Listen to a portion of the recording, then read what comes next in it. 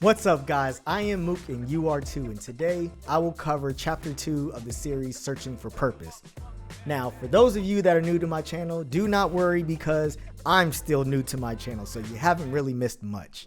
If you did not watch my first 2 videos, then you probably missed the detailed description of what this series is about. So when you get the chance, go ahead and check out those videos. But for now, I'll give a brief explanation on what the series is about. For 7 to 8 years, I've been tracking my thoughts, feelings, behaviors, dreams, experiences, and so forth by writing them down in a series of journals, which I like to call chapters. Now, this journey began because at the time, I was lost in life. I was pretty much living a lawless lifestyle and I didn't have any direction. I was trying to figure out the meaning of life. I was trying to understand what I was supposed to be doing. I was searching for my purpose. It had led me to finally writing my thoughts down from 2015 till today.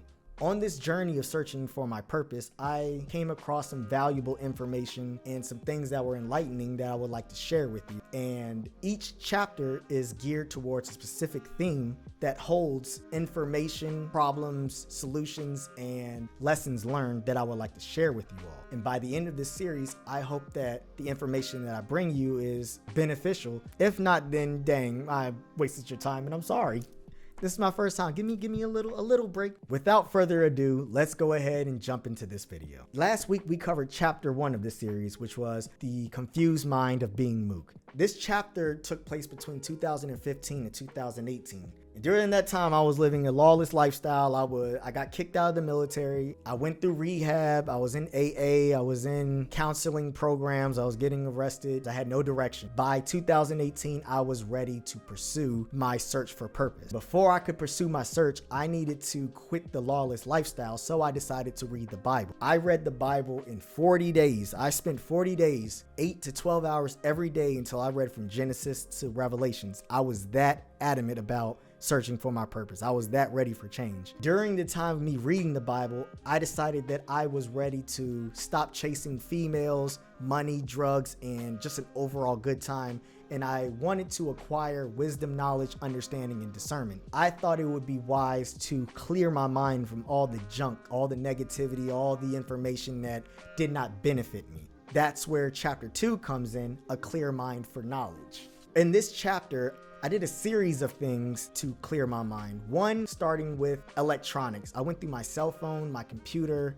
social media, and I started deleting any negative comments that I saw, that I wrote, that were sent to me. I went through my history and deleted anything that was negative, anything that wasn't going to benefit me in a positive way, that was going to move me forward in a positive way. I deleted it. Next, I went through my papers. I went through old notebooks. I gathered essentially all the negative things that I could find. Any trash talking I did, any hateful words that I had, any disgusting things that I wrote, I gathered all that up and put it in a pile. To top it off, I got one more piece of paper and I just started writing down all my negative thoughts, all the things that I was angry about, frustrated about, things that I couldn't forgive. I wrote it all out.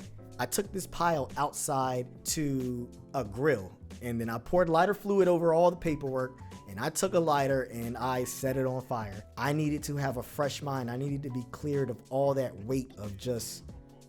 The weight of negativity is heavy, and once you rid yourself of it, it's one of the most freeing feelings in the world. I was ready to take in new information now. But before I could take in new information, I wanted to set up preventative maintenance, so to speak, on my mind. So if I did come up with any other negative thoughts, I didn't store them. And I did this by meditating and practicing mindfulness. And I learned that from the rehab that I was in, the counseling classes I was in. I decided to use information that I learned from therapy and actually apply it to my life. A lot of the stress I have comes from my own thoughts. So I decided to practice mindfulness and meditation to better manage my thoughts. If I can better manage my thoughts, I can better manage my feelings. Better manage my feelings, I can better manage my behavior. What I did was I would sit down and not think about anything. I would just tune in to the world around me. I would sit down, whether it was on the bed or on the floor, with my legs crossed or in a chair or outside even, and I would just listen to as many things as I could and just take everything in. I would listen to the wind. I would listen to birds, the animals. Did you know that squirrels make specific noises? Because I didn't know that. I thought they were quiet creatures that just ran around. They make noise. Maybe I'm weird and didn't know that, but I found that amazing. I had to keep looking over there and be like, what is that? The noises that squirrels make are weird, but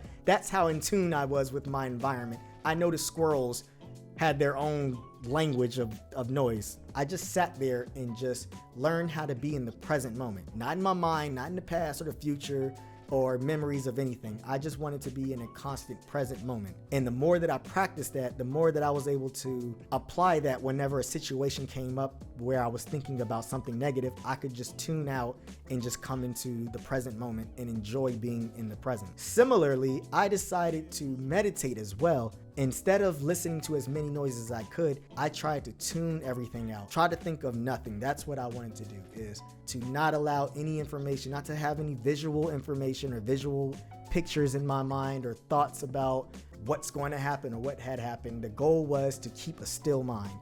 I did not anticipate the effects it would have on my life.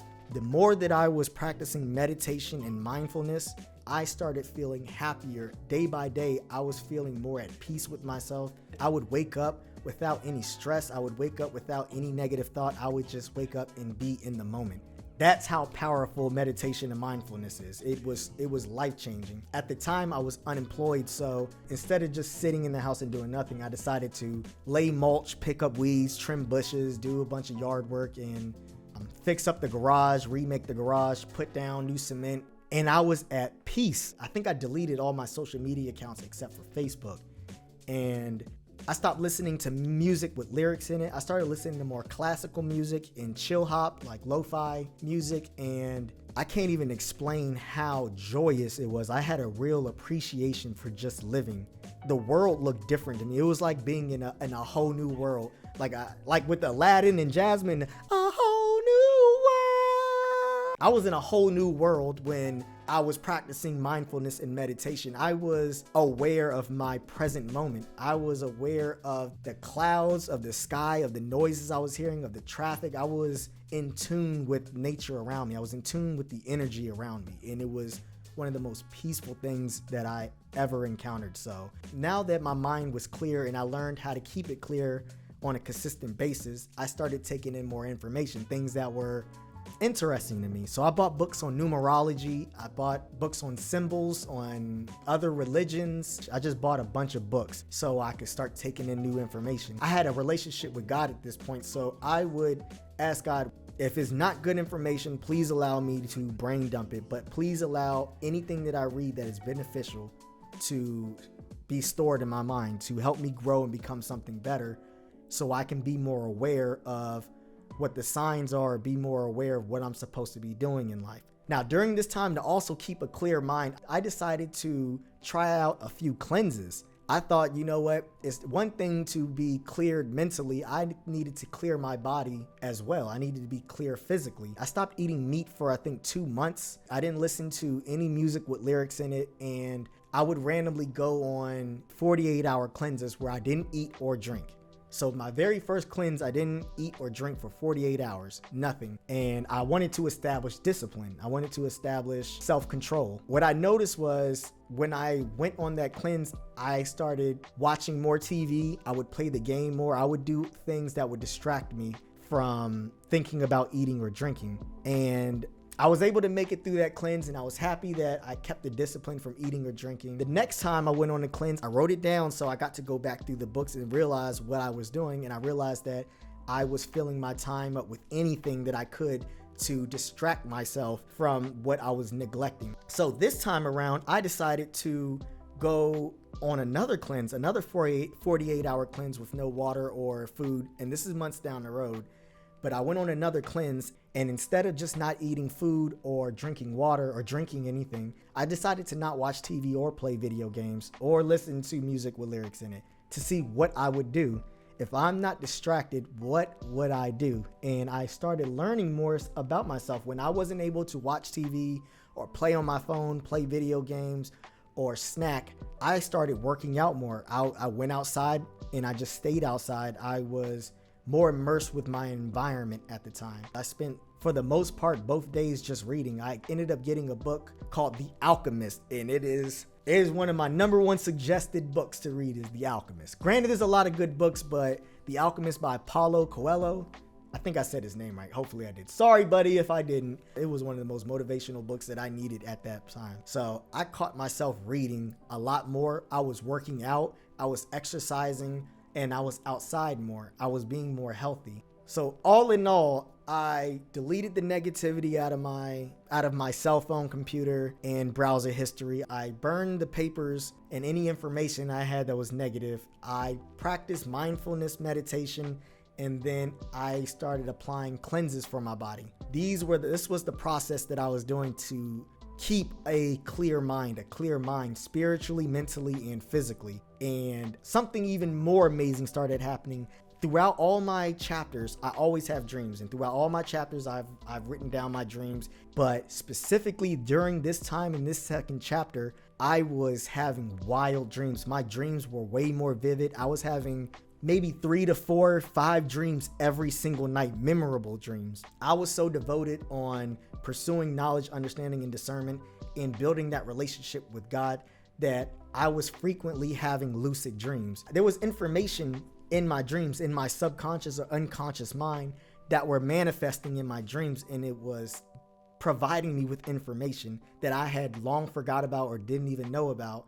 And I would wake up out of my dreams with different names, different ideas, and I would start researching that information. Now, I couldn't even remember where I got this name from, but the name Thomas Aquinas, or Aquinas, I don't know how to pronounce his name right, but Thomas Aquinas, who's a philosopher I didn't know at the time, but I had him in my book. I had a philosophy book that I read when I was in college, I think back in 2015, and that name for some reason popped up in my dreams in 19, and I literally had no idea who this person was. So when I woke up, I looked up who Thomas Aquinas is, or Aquinas.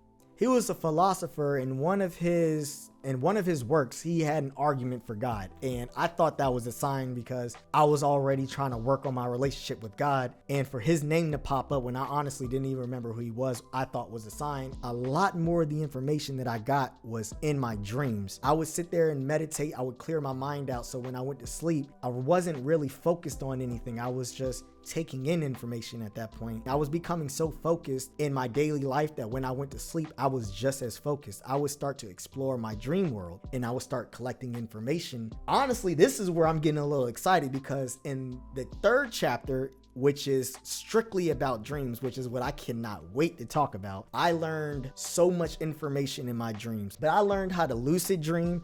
I learned how to explore my dream reality, and my dream reality was just as real as this reality. Look around your room right now. I'll give you a second. Look around and look at your present moment. Look at your reality. That's how real my dream world is, and I got to explore it. So next week I will be talking about that in the next chapter, which is Fruit from the Tree of Dreams. That is my passion.